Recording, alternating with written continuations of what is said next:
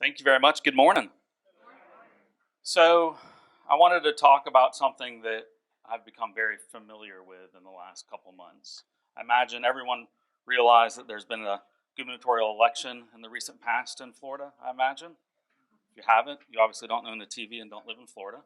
Um, so, one of the things I have become very familiar with, and we as an agency have really embodied recently, is the term urgency.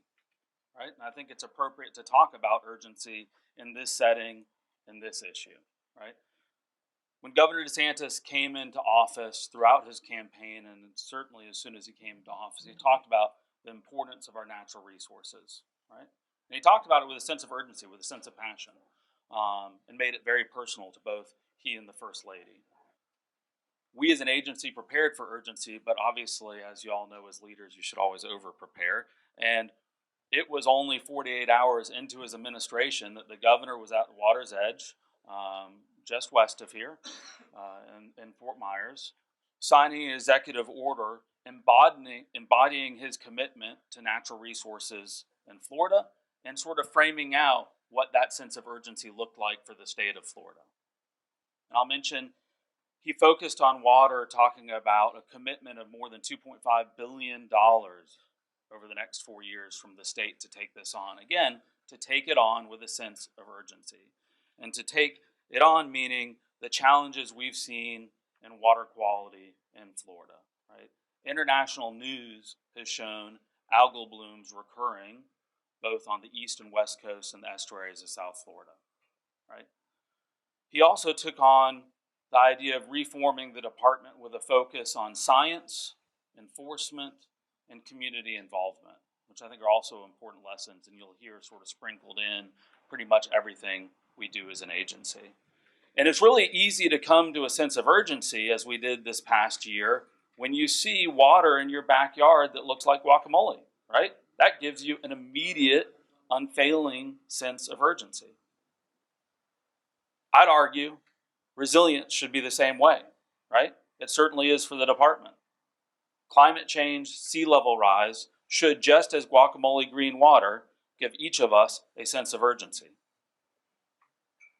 The climate compact we have in Southeast Florida, which is a phenomenal model and has been doing such great things, really leading us as a state as we're catching up to it and really leading the world, argues at minimum start preparing for 2 feet by 2060. And I think sometimes we fool ourselves into escaping the same sense of urgency that green water would give us when we start talking about dates down the road. But I'd urge you again to think about that. So as we stand today, we all are so programmed to, without any hesitance, think about a 30-year mortgage, right? We as an agency issue 50-year permits, 20-year permits, all the time. When we're working on built infrastructure, none of us would hesitate to think 50 to 100 years or more. And so to me, that should all give us a sense of urgency as to where we are. If that doesn't, take a step back and look at the backdrops in this great city. I think one of the most vibrant, energetic communities in the world, one of the strongest economies in the world. And look at the state of Florida. We're over 21 million people living in this great state, right? By 2030, we're looking at possibly exceeding 25 million. Right here in Miami-Dade alone, just in this county, likely projected to exceed 3 million in that time. Our state's economy, GDP for Florida, which is amazing, had to look it up to make sure I was still accurate on it, was more than $900 billion, right? That's amazing. We're pushing 14th largest GDP in the world, 4th largest in the U.S. Miami-Dade alone ranks up in the world if you put it out as a country, 57th in the world as a country if you looked at Miami-Dade's GDP alone, right? More than 2,000 square miles of Florida property, the bulk of it right here in South Florida, is below 3 feet. So if all that together, I hope, gives the same sense of urgency that we see when we look at our water quality. And certainly that's the philosophy we've used at the agency. And that's the task or the chore that we've placed on each of ourselves at the Department of Environmental Protection is to take that same sense of urgency and use it to empower us. Not to take a step back, not to look for an easier task, not to put that piece of paper at the bottom of the stack, but to empower us, invigorate us, and make sure that we're a world leader on this subject. Certainly with the record that the Compact has on Southeast, we're well on the way in this area of Florida, right? So what have we done as an agency? What are we doing? And how did we use that to fuel ourselves? About a year and a half ago, we started the Resilient Coastlines program in Florida. And it was really meant to take a lesson, shamelessly steal, find something that works, and then replicate it across the state. And so we looked at the Southeast Climate Compact and said, how as a state can we fit into that? One of the great things about this community, one of the great things about events like this, in Miami-Dade and Southeast Florida, you have a phenomenal group of chief resiliency officers, stakeholders, all of whom work so well together, partner so well together, right, and challenge each other to do more.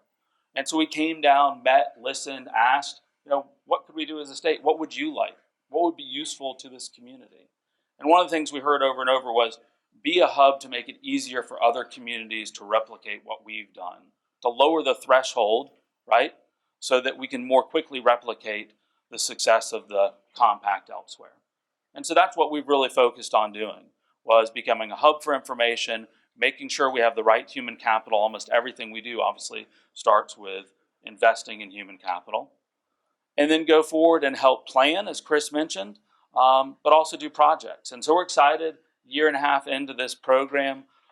We've funded projects throughout the state. You now have resilience conversations going on every day in places like Dixie County or Levy County, not just a Miami-Dade and a Broward. We funded programs to revamp comprehensive plans that hadn't been looked at for 20 years, right? That had not had the litmus of resilience and climate change in the latest science on sea level rise. We had infrastructure investments as simple as improving boat ramps that flood at king tides, but a critical demonstration of what we face with infrastructure here in Florida. We also worked with, I think, some of the greatest minds in resilience, again, the chief resilience officers down in Southeast Florida and some of the large nonprofits throughout the world on how do we start incentivizing green gray infrastructure. How do we create a model here in Florida that makes resilience smarter, faster, more effective, and an integrated part of our community, that makes our green natural resources blend in with our gray investments? And so we're excited about all those things together. And so one of the neat things that happened, again, the sense of urgency that the governor came into office, of course, it was a great, good job. That's the type of focus I like to see. How do you do more? How do you have a higher sense of urgency? What are we doing now? Always great questions to be asked as a manager. And so what we've done is now taken that program and said, yeah, this really is where we should be focusing as an agency for our coastlines, more than 1,300 miles of coastlines in Florida. It defines our state. Whether you're in Orlando in an interior part of the state or not, water and our coast still define the way that community functions. And so we decided, let's take the program and just say that is the focus of our coastal presence. So we now have our coastal office is the Office of Resilience and Coastal Protection, sort of giving a nod to the fact that when we're talking about Florida, you're talking about water, you're talking about coastlines, and you have to be talking about resilience to climate change issues such as sea level rise. And so we're excited to see that office move forward. Any of those who are politically active or work with the legislature, I'd also ask you to relay to your legislators the importance as we're asking for funding this year on that issue. And so we're excited to move that next chapter and continue on. But we recognized it's great to have resilience at DEP, right? Certainly there's a strong connection between our natural resources and how to build a resilient program in Florida, a resilient state, a resilient community. But for anyone who works with a climate change issue, you recognize it's not about one agency, it's not about one department, it's not about one person, right? Resilience should be in everything we do. You can't silo it away into a neat, tidy program at the department.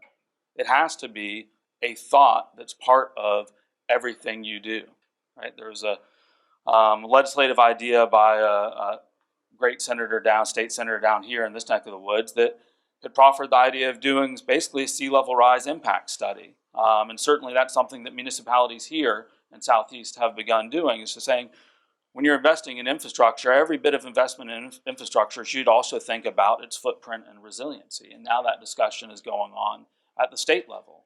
We ourselves had to ask ourselves and said, should we wait for someone to tell us to do that, or should we just lead? And so we realized our largest infrastructure footprint as a department is our state park system. So we now are going through and asking ourselves those questions. When we make decisions on management, decisions on infrastructure investment in our state park system, we now today have started asking ourselves, what does that look like for resilience? And you get some really interesting questions. Which beach do you save? Which beach do you work on hardening? What is the lifespan for infrastructure? And it's a very positive step forward. But thankfully, with Governor DeSantis, I think one of the things that really stood out was his commitment to science. And so his executive order, as I mentioned, that sense of urgency just hours into his administration, also did a couple of things focused on science. First was naming a chief science officer in my agency reporting directly to me to make sure that we've sort of got at all times an unadulterated, purely scientific opinion. An opinion that doesn't have to be convenient, an opinion that doesn't have to relate to budgeting, an opinion that doesn't have to worry about staffing, but simply, whether you like it or not, here's the cold hard science, here's what I have to say, use this to inform the other realities, the other socioeconomic realities, realities of budget, reality of staffing, but here it is to make sure that you've got that as part of your conversation. And we're thrilled to have closed the advertising for that. We had candidates from out the U.S., leaders of institutes at universities, head of actual School of Natural Resources and Environment at one of our universities in Florida. The other one he mentioned was a chief resiliency officer for the state of Florida, which I'm thrilled about for the reason I was mentioning just a second ago, which is you can never look at resiliency as just part of what one agency does, right? I think that's what that embodies for the state to have a chief resiliency officer for the state of Florida, is the recognition that whether it's DOT, our Department of Transportation, whether it's Department of Health, whether it's one of our water management districts, whether it's the Department of Environmental Protection, Economic Opportunity, everything we do as a state will have some bit of resiliency or some resilient conversation within it. And so as having a chief resiliency officer for the state of Florida allows that to begin happening, to make sure, as successful as I want my individual program to be, that what shines as a state is our ability to work together, to leverage off one another, and to realize that the success and resilience in Florida, and really to lead the world, comes from our ability to seek opportunities together and to build on that. And so I'll end. I know I mentioned I wanted to talk specifically about urgency, and if that was the one word you remembered and hopefully think about as you listen to other great panelists today, that would be a success. I'd like to quickly amend that to say the second thing I'd like you to think about and remember is the idea of working together, which I think comes secondhand here in Miami-Dade. As I mentioned, you've got such a great community and such a great culture of working together and being interdependent and building that level of trust and professional expertise together. At the department, we talk about it within the department as one DEP, the idea that our legacy is shared. The legacy of a park ranger is my legacy. My legacy is our park rangers. And together, we're building our footprint and protecting the environment together. At the state level, we talk about One Florida. And we have the moniker One Florida for the idea that our natural resources define who we are as a state. If we're successful about being resilient and we're successful about protecting our natural resources, we as a state will be successful because they impact every area of our community. But likewise, that means to be successful in that area, every area of the community has to work together to reach that goal. So I hope you'll also adopt the moniker of One Florida. We push it out on social media too. And think about that as you hear the rest of the panelists, is what does the conversation we're having today mean, and how would we work with other members of the community to reach that goal? And the honest assessment of, are we urgent enough about it on a daily basis? I have the the easy reminder from a governor on a daily basis to make sure that I never lose that sense of urgency. But I'd encourage you to do the same thing. So I'm excited about hearing the conversations. Thank you for the invitation. I tell you, I think when we look back 10 years, it's thought leaders like this and groups like this where you can really trace back major steps forward in your community. So thank you.